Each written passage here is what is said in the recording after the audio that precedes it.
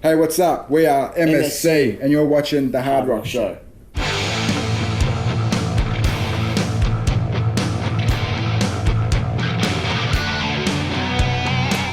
We've been joined by two members of My Secret Circus. How are you both? Very well, Andrew. Excellent, thank you, and you? Good, thank you. Good. So for those who don't know who you are, introduce yourselves and what role you play in the band. I'm Dan. I'm the front man. And I'm Cail. I play bass and I sing in the choruses. Cool. The main purpose of you being here today is to talk about a very cool and different crowdfunding campaign that you've just launched, which ties up in March. Is it tying up? Yes, March 27th. So just walk us through the full detail of this crowdfunding campaign. Well, we thought what better way to finish the album and get the people involved is to win a trip to Los Angeles with accommodation, goes towards a good cause, finish the album off, and get everyone involved. So just stepping outside the box in the norm of the crowdfunding. Yeah, to reach out to like a broader community, because it's not just about if you like our band, you like our music, or you like hard rock, spend $10 and you can get a chance, and you can fund our album and say, oh yes, I was a part of that, and being out, oh thank you for putting your entries and all that kind of stuff. There's all that, but also we thought, bugger it, let's put a massive prize up there that we'd love to do and sort of give back to the people that give to us, and people buy $15 tickets in a bajillion chance to get $100 share in a. That always gave me the shits with. So maybe that's another thing to put in your bin too. Tax Lotto, like you finally win the bastard, and then you're 1 in 100. Yeah, like, that's crap. So anyway, so if you buy entry into it, you get a chance to get tickets to go to the US, stay in 5-star accommodation, see the best band in the world. That's a life-changing thing for the winner. To go on a trip like that, head over there, go catch a show in Los Angeles. And we're going to show them around the US. Come on. But it also applies from them over there to come. That's correct, here, yeah. So the Americans have the opportunity to come to Australia.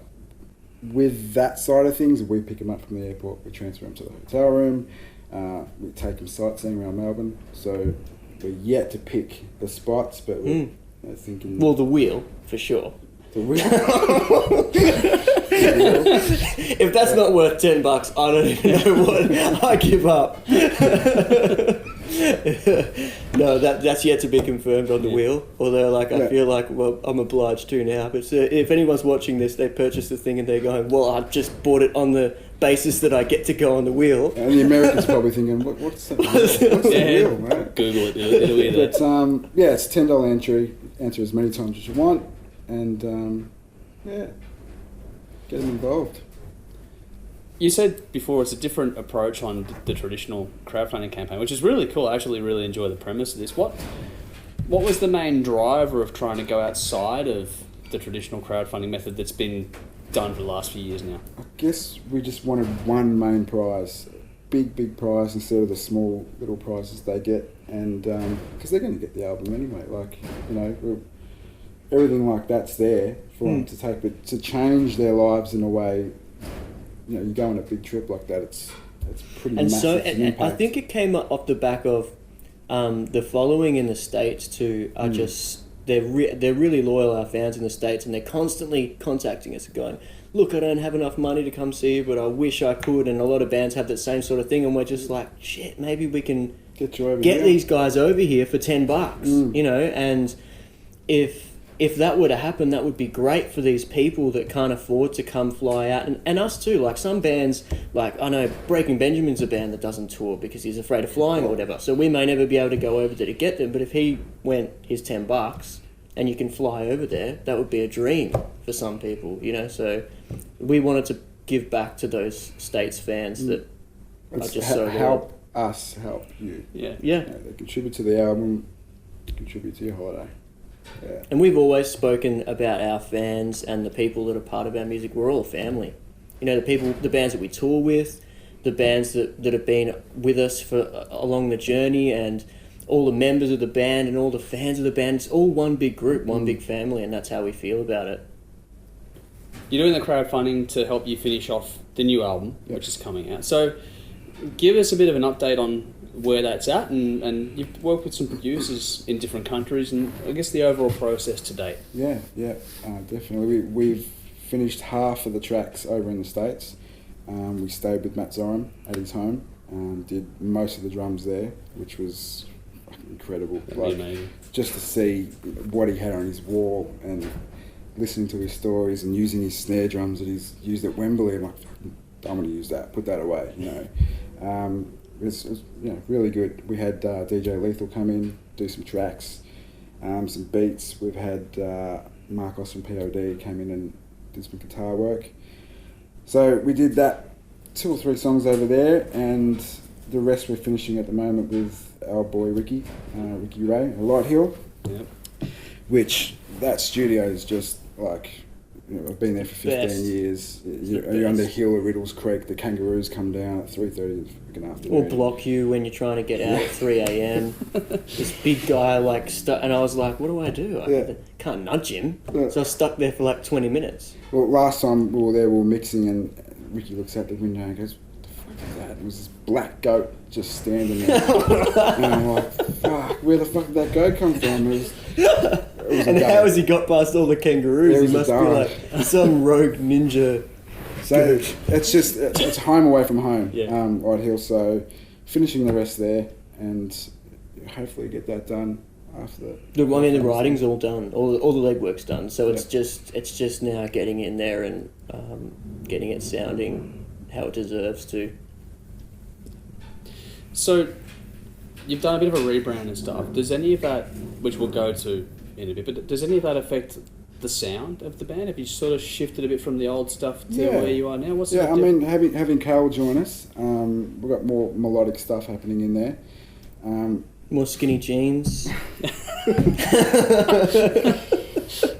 More less hair, but more of a new bit of programming. Sounding. Yeah, a bit of programming. Yeah. So leaning more to modern sounds and instead of trying to fight it and go, we want to be this, and it's about like music's an ever evolving thing, and if you can't adapt, you're gonna die. Adapt or die, basically.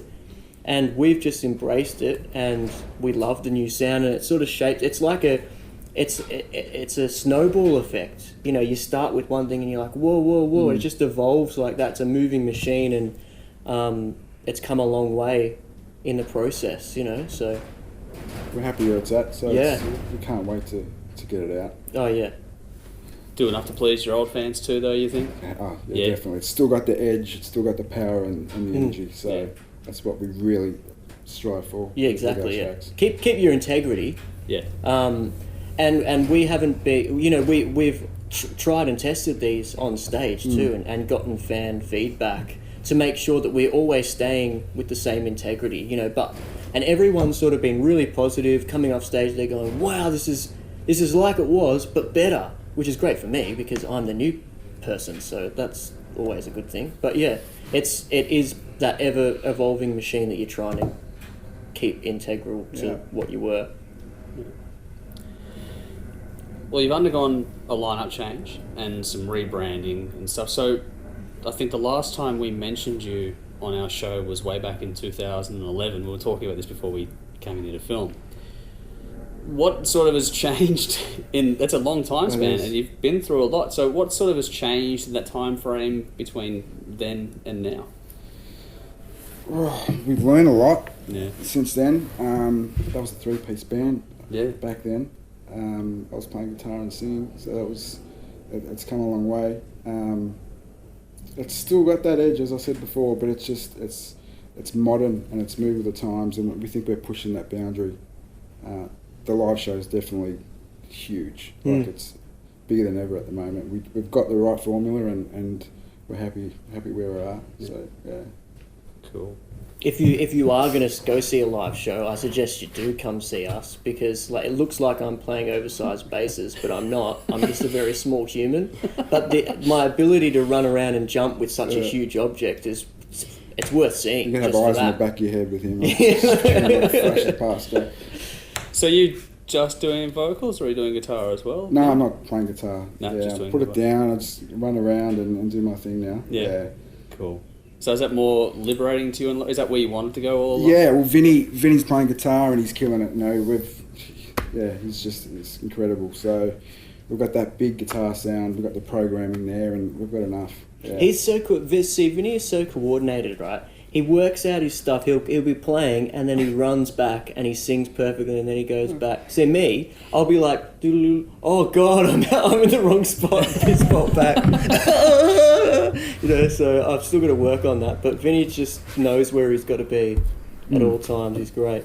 So there's never a doubt of, oh, do I need to jump on the guitar, or do I need to be in that vocal? It's like, no, he's sort of like the guy that knows what he's doing, and the rest of us are scrambling around. Well, I am. But I've got a huge bass. So that's an excuse. Now, the album will have been recorded, which we've mentioned, at 2 different studios, working with 2 different producers. So let's talk about your relationship with Ricky Ray and also with your overseas. Well, Ricky, I'll start with Rick. Yep. I've known Rick for 16 years now. We play tennis once a week. Wow. And he's a very different man on tennis court. I'll give you that much. Okay. But he's a lovely man in the studio. I can't imagine he's any different. Yeah. Well, you don't. White line fever. He'll kill me for talking about this. Okay. But yeah, Rick, he's great. He's got a great ear. Picks up things quick. And really pushes us to get the best, and we feel so comfortable with Ricky. He's part of the family. He's played drums in the band. So he's a major part of the band. And he cares too. Like and even with other projects that I've seen him do, like he really actually cares about making sure that the artists recording don't just settle for stuff that they like. And I think that's a big problem with a lot of artists. Even me, when I was singing in early days in other projects, I would go in there and sing, and they'd be like, well, why don't you try doing it again, but like this, and then learning and helping you evolve as artists and stuff like that. So he's part of the band. So and that's a really big plus for us. With the producers overseas, different concepts, different way of working. We learn a lot from them. But yeah, it's just picking up different styles from different people was good for us. Bringing it back here and using some of it, good things, the bad things. A lot of the modern stuff and a lot of the modern ideals of how our genre of music is changing comes from the States too, and the way, because their fingers on the pulse, they're in it, so they're able to communicate to us how we should develop, and then we've taken all of those theories and put them in with Ricky, and then we've been able to build a machine. You've also had some pretty cool shows recently. Let's talk about some of those recent highlights that you've had. The last show was Hi-Fi Bars now. Max Watts. Yep. We supported our good friends Drowning Pool. So it was a really good night actually. Yeah, we sold out of merch. It's crazy. Great stage to play on. Melbourne and Drowning Pool guys are just really good guys to play with. They gave you a shout out as well, didn't they, on social media? They did, yeah. The boys, they're wonderful like that. They hung around and watched the show and they're like, tone it down a bit next time, boys. Fuck, where you going? Just relax. That guy's got a giant bass running around. That's not real, by the way. No, it was cool, and I didn't know them as well as Dan and the other guys, but I was a complete fan geek, and it was just amazing to play with them. And I was like a schoolgirl running around. Just to be able to share a stage with them was so cool, and they're so humble. They're about having beers with us afterwards, and then shouting out on social media, and they're really cool dudes. Yeah, killer night. You did Viper Room in the States, room. Yeah. What was that like for you? It's history, that room. Yeah. It is a small room, but just having to piss in the toilet, it's like, fucking River Phoenix died here. It's just got so much history, that room, and they're so switched on, the people there. Even with sound check, they had their computers out, and they were hitting every angle of the room. It was incredible. Yeah, when you're in the toilet, you could be weeing the poo off the bowl of a superstar. You know that game?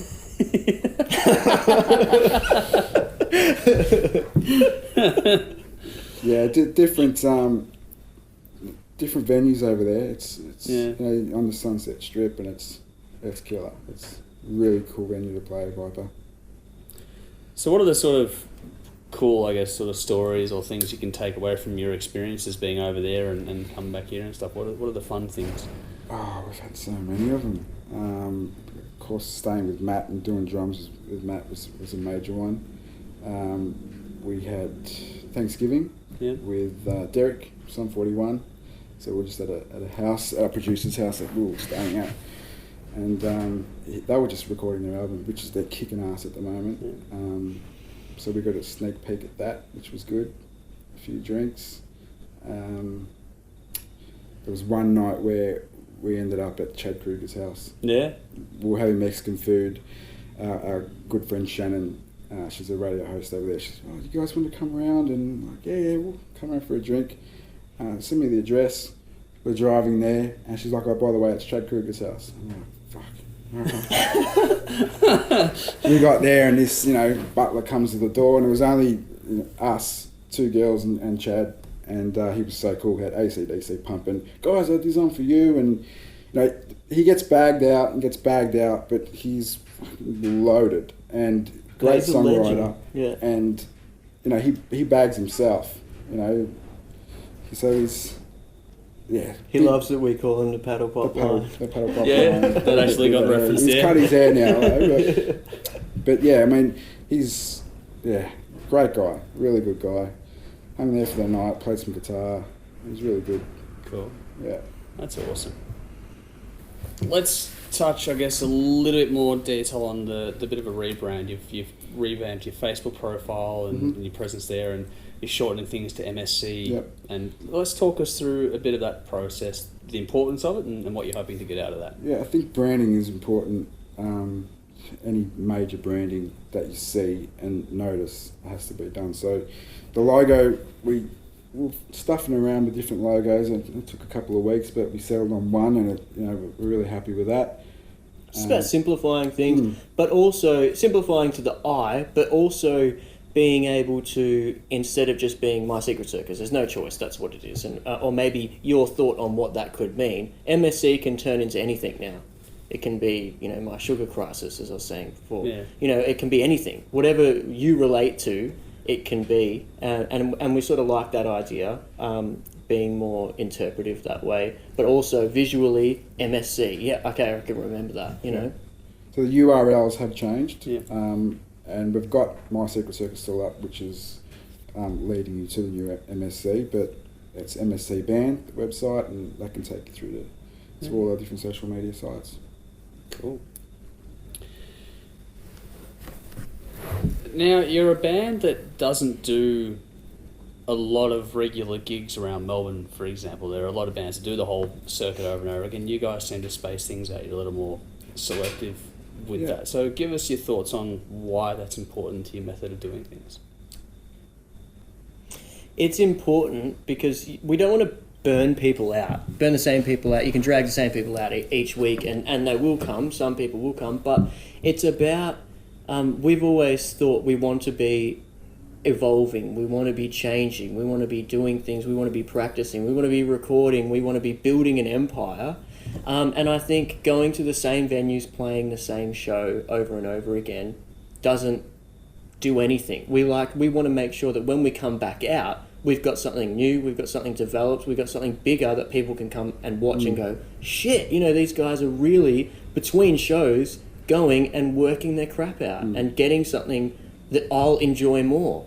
Not, the same songs week in, week out. We have the big light show, we've got big sound, so it's a pretty big production to do that every week. And we don't like to just go, okay, we're going to play every week, and that's it. No, we like to practice. We like to make sure we're perfectionists. Rehearse. Practice. Rehearse. To make sure that we're delivering a show that's worth seeing and it's amazeballs and blows your mind. We want to be, it's quality, not quantity. That's a good way of saying it. Yeah. So how important is it when you do your live shows to put your best foot forward, to put the lights on, to put the big effects in, to do all that sort of stuff? How important is it to you guys, and I guess why is it important to you guys to be so full on with the live show? It's our strength. Our live show is our strength. So it's a big team we work in. We use the same lighting guy, Ricky Ray or Shane Ray, one of the Ray brothers, always doing sound, and we don't steer clear from that. Like if I got a show, we'll call Ricky or Shane. If they can't do it, we won't do the show. Yeah. They're part of the team, same as the lights. So. And it's like the crowdfunding thing too. It's not, we don't just do anything just. Yeah. We do everything as good as we can do it, as good for the people that are coming to pay money to come see us. We reward them and we say thank you to them by putting on the best possible show. And that's how we feel about everything. We do everything 110% or we don't do it. Let's touch on the No Cigar video. That's the latest product for everyone to see and hear from you guys. That's your last single. It's the newest video. It's what you've got. Yeah. It's an interesting video clip. Very well done. So, and you went with with an idea in mind on that one, is the impression I get. So walk us through your thought process there, what you were going for. With the concept of that, it's more being independent, not having the chokehold of industry people, suits. That's where we were coming from it. And how we could weave nudity into that. Yeah, well, we'll explain that part. We just want to, we'll put titties in there. No. Yeah. It was a rebirth. Yeah. So it was from My Secret Circus to MSC. So she was rebirthing out of the womb. You know, been having that chokehold for so long and just coming out in a new MSC form. Yeah. Cool. No, that's good. I like that. The idea, it's dark, it's edgy, it's still us, it's got the big, but it's positive at the end too, though. It's a positive, it's a positive story, Yeah. No, that's and really boobs. And boobs. Boobs are always good. They're never a bad thing, so that'll always work. And we're actually one of the networks that'll get away with airing the full thing too. So, wow. So you'll get it on TV out of this one. So there you Happy go. So boobs for everyone. Happy boobs. We'll put the link in the video for those watching The on YouTube. boobs are going nowhere near that bin. No. Just by the way. Okay. So let's just touch on the history of the band a little bit. You've shortened your bio down to a bunch of bullet point stubs, and you've had some old releases, and you can go into as little or as much detail as you want, but just talk us through, I guess, the fundamental history of the band and what you've kind of learned out of the process to get to the point you're at today.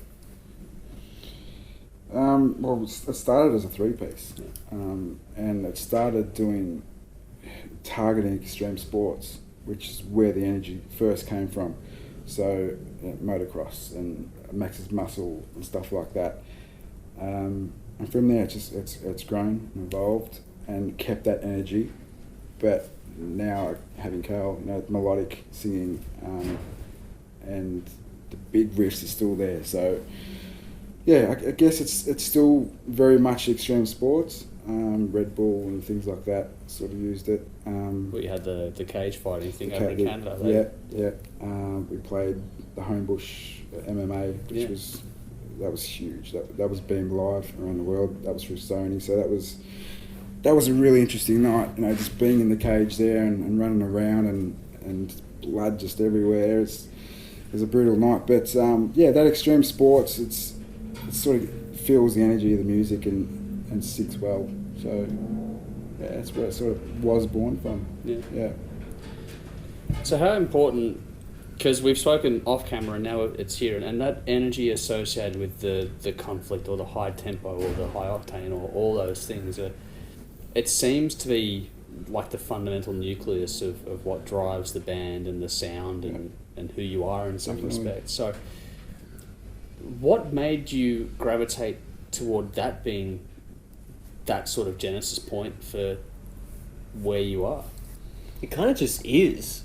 It was weird. It's like when it came out, that would just married so well. And then it was like they just sort of found each other and it was like, oh yeah, this makes sense. Yeah, there's that, and then a nice release of the choruses. You know? That's our marriage at the moment. So it's like it's like in motocross where they're riding hard through the thing, and then as they hit the jump, that's where I come in with my giant bass. So it is married, and we've got a great formula at the moment, and it's the energy. And it's what people have loved. Like we're not reinventing the wheel, but it's like what listeners like. You love.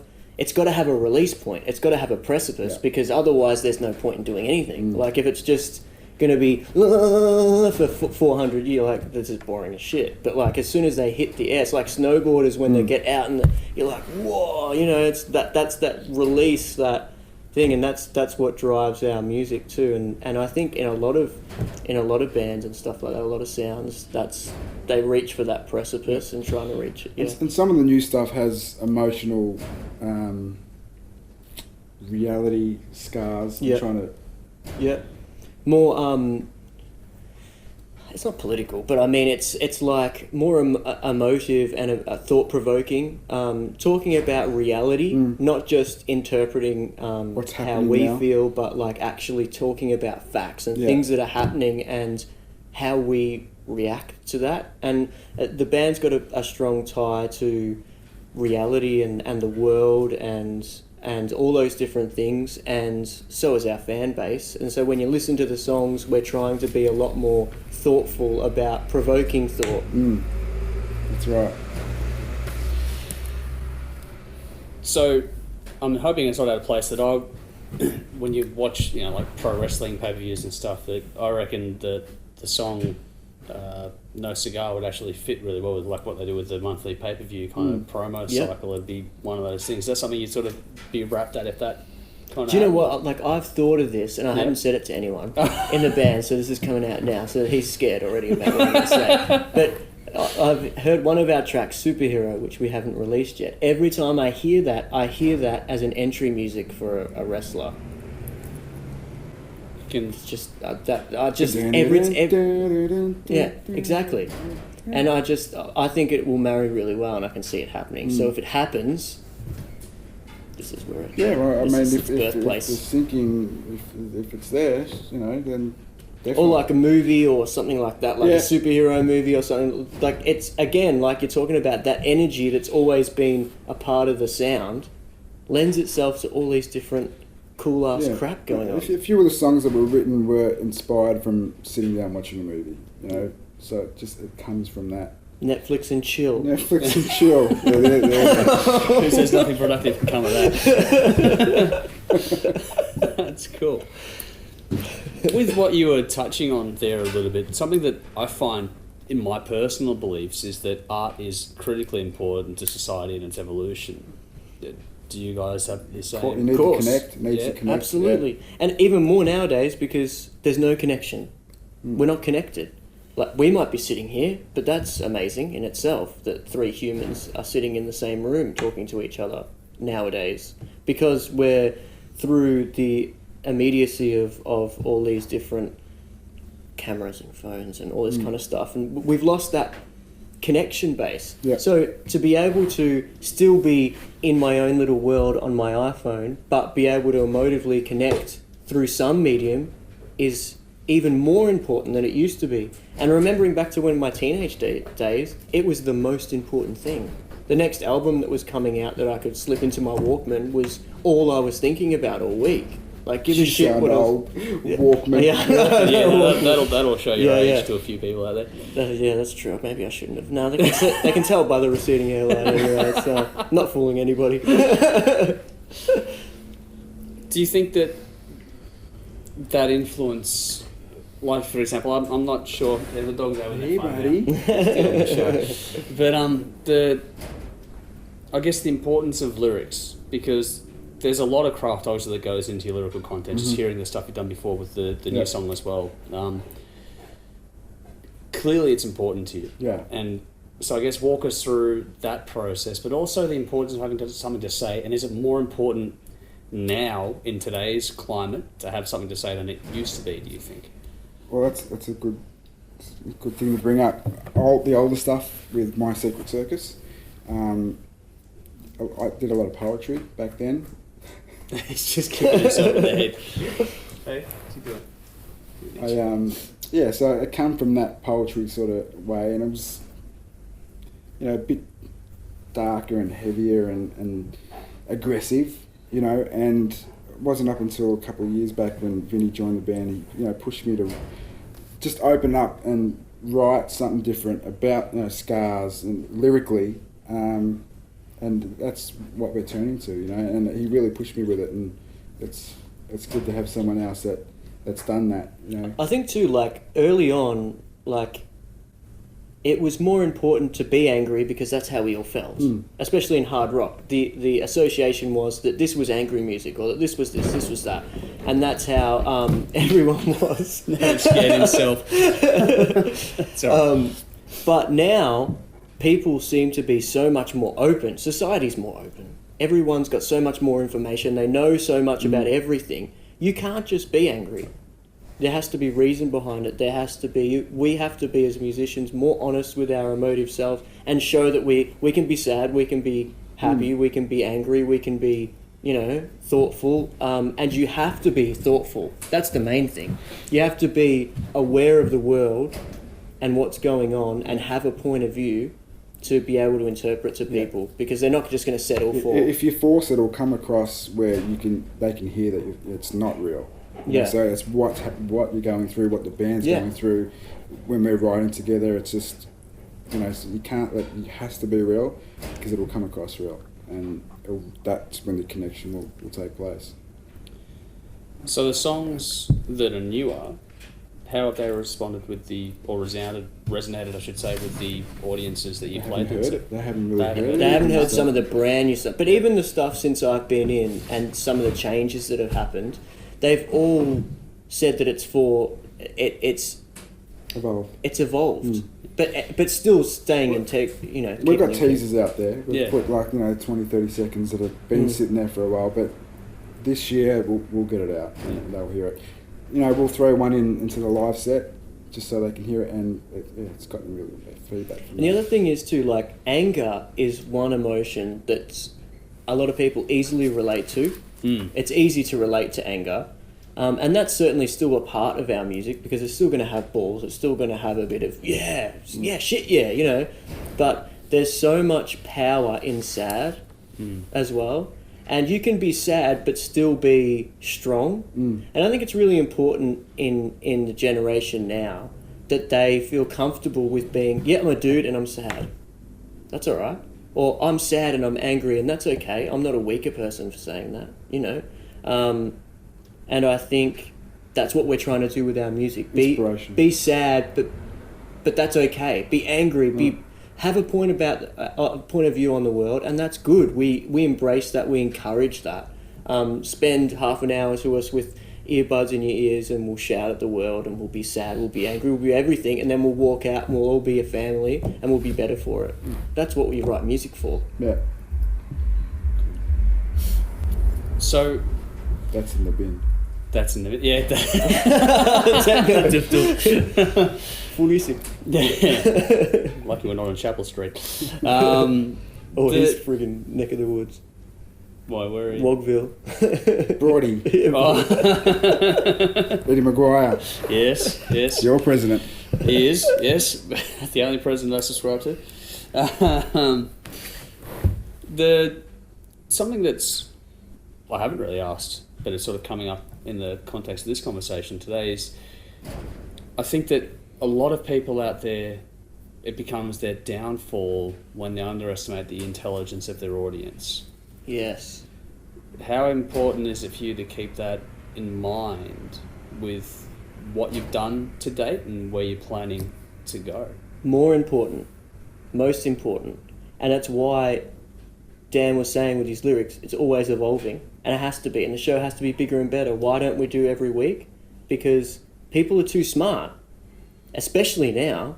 They want something bigger, better. They want purpose. They don't just want you writing music because. You've got to be showing them why you're writing music and why you should be listening to it. It's the most important thing.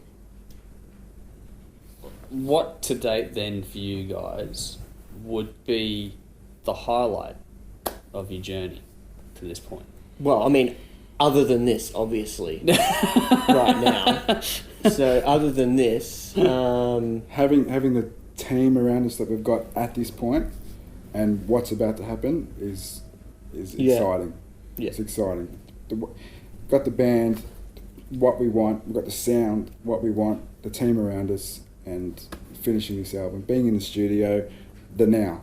For anyone that jumps on board, that does this crowdfund, becomes part of our family, like you just wait, because it's literally pulsating, about to explode, and you could be part of history. Like, you already are, because you're doing this, which is the pinnacle so far, but like, we're about to explode, you know, and it's so exciting for us. Like, it's torturous, to be honest with you, because we're sitting there going, shit, you have no idea what is about to happen, and we just want to friggin' do it, but we can't, so we're just gonna... We'll give you a sneak peek of some of the tracks. Yeah, no, beautiful. Would love to hear that. Yeah, for sure. That'll happen. That's a thing that's happening. Cool. Well, on that note, it's never just a band, it's always the people around them, either in the personal or the professional spectrum. So if there's anyone out there you'd like to say thank you to, or to your supporters in general, then you have a platform. Go for it. There's so many of them. Oh, goodness. Everyone. Thank you, everyone. There'll be no cut-off music, so you can go for as long as you want. So. Okay, cool. Everyone I know or have known up until this point, thank you. Family, friends, everyone's been on the recording aspect aside. Ricky Ray, Lee, Shane Ray. So I'm going to forget someone if I just keep going. Yeah. And that's why I just said Joel, everyone. I've covered everyone, because everyone's the band. Fans, new ones that are just like this interview so much the new that ones that are coming on board. Yeah. That are watching this and saying, "Who are these guys? Let me do." Who in 5 minutes' time, when they click the link to No Cigar and go, and could win a holiday. Yeah, and win the to the winners of the holiday. Thank you in advance for putting in 10,000. We really appreciate that. It's a good fun one. Yeah. It's starting to get toward the end of it all. But I guess one of the things I want to touch on with you guys, because you are on that alternative rock, alternative metal kind of edge in this country, it's been a hit and miss affair in a lot of respects. So what do you think the challenges are of the genre you're a part of in this country, and how, I guess, important is it to you to think globally versus just backyard? And that's where we find ourselves at the moment. Majority of the fan base is in the States, but the ones that don't sort of follow that sound, that new metal, you could call it a million different things, the ones that attend the shows, then they're fans for life. Like they see the show and they're like, look, even the ones that don't like that, I don't sort of like that music, but you guys, you know, that's what we seem to get. And then they're fans for life. Yeah, so it's the live show that really bring them across, you know, and they hear songs that they're like, oh, I don't like that music, but that's really good. So, yeah, it is a difficult one of being that rap rock. And it's difficult because in Australia, that mainstream music takes over everything. And there's plenty of the ratio of people that like hard rock. Unfortunately, because of the ruling of the radio station, we're only getting 60, 70, 80, 90s rock. So they think that it's dead. Modern rock is dead because it just doesn't get airplay. But that's happened forever for hard rock. So it's like, I would used to stay up till 2 o'clock in the morning to watch Rage to get the decent metal film clips of what's coming out. Because if you watch it on a Sunday morning, it was Britney Spears or some bullshit, you know. So it's nothing new to the hard rock scene, but just in America, they seem to have embraced it quite a lot. And also there's more people. But in Australia, it's, as you were talking about, it's like really fine-tuned into this pop niche market, and that's all that we hear.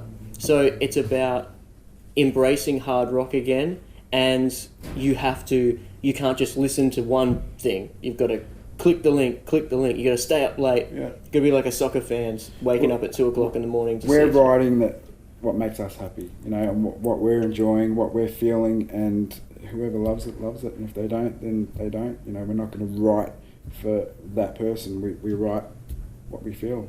Yeah.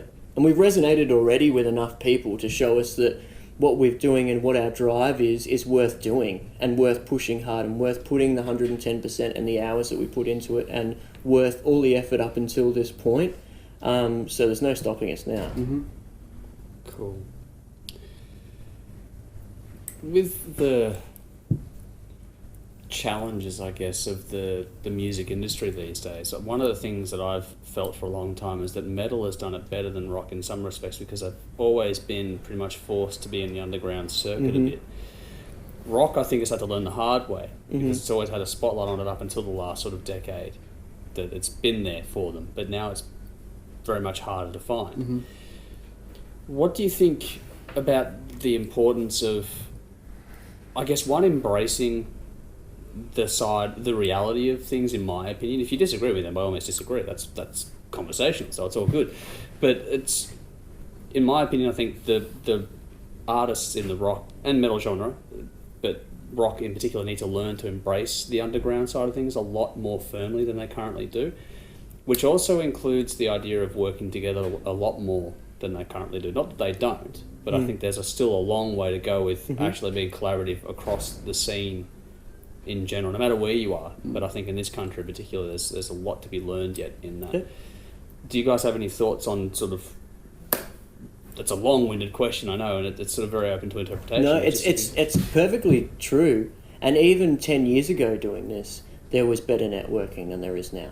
If you're coming out as a band, there was other bands coming out at the same time, and you'd meet up and you'd do shows, and then you're suddenly organising with people, and then suddenly there's a group that's doing hard rock events and stuff like that, and you eventuate through these different circuits, and that becomes less and less over time, and we just need to start doing that again.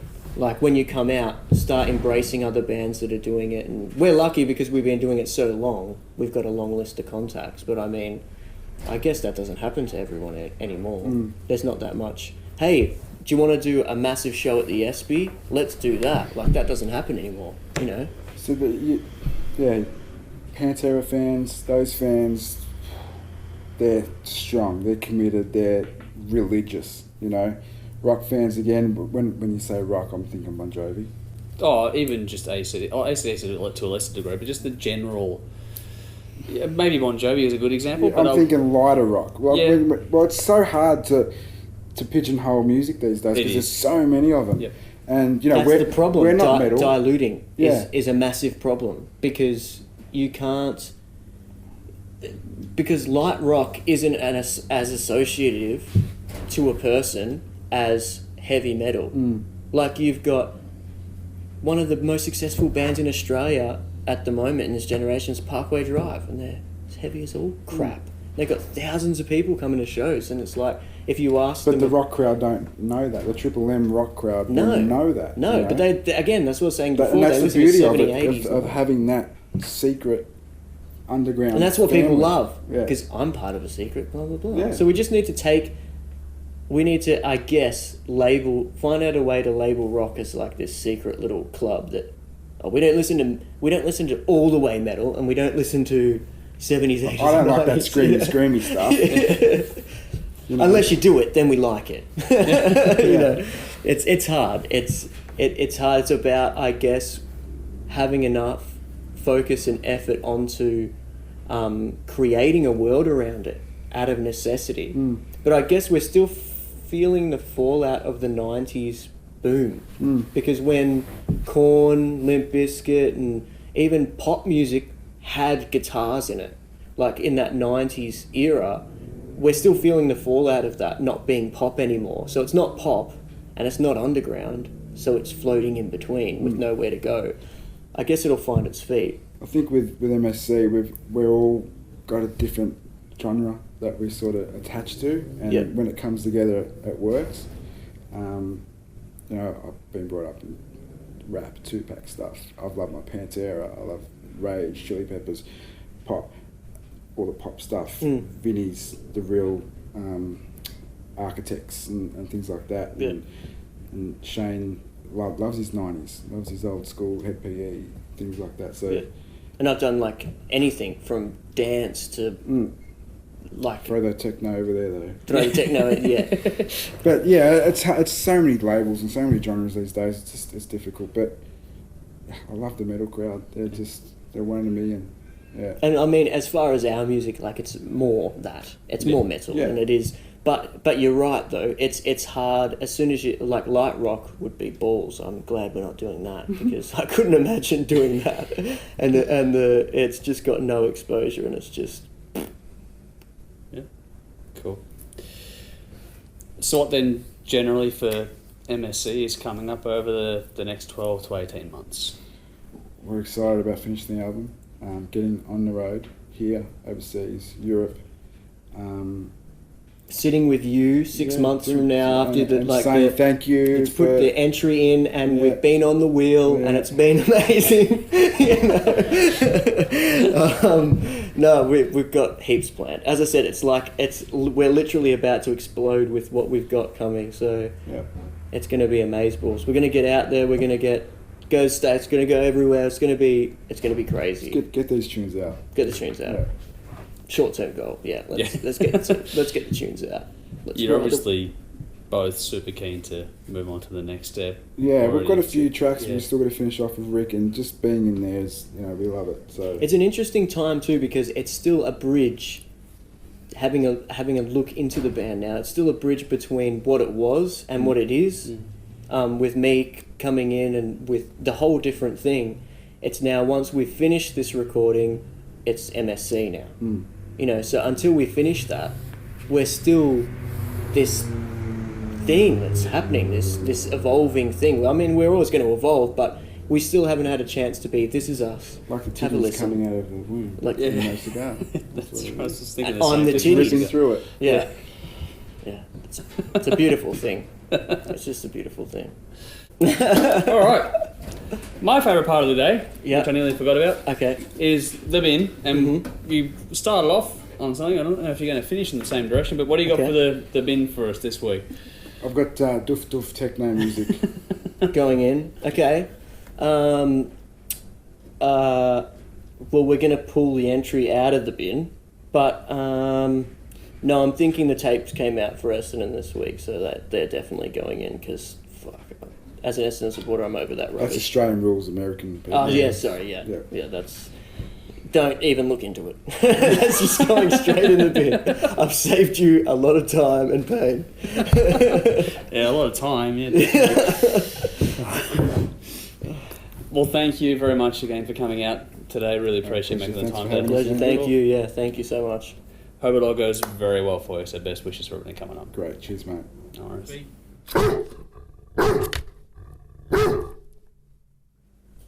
Right, just go.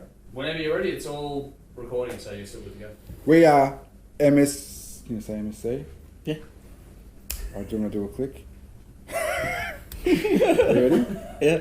We are MSC. MSC, and you're watching the Hard Rock Show. Cool. If you're content, yeah. You know one? Do another one? You start it. G'day, we are... MSC. G'day, we are MSC, and you're watching the Hard Rock Show. You bastard, you get the MSC stuff. Bang on point. Everything was really good. Did you happy with that? Yeah, Is it it's sort cool. of the TV cut now? Let's do a full. I loved my bits. No, I'm just joking. I'm just joking.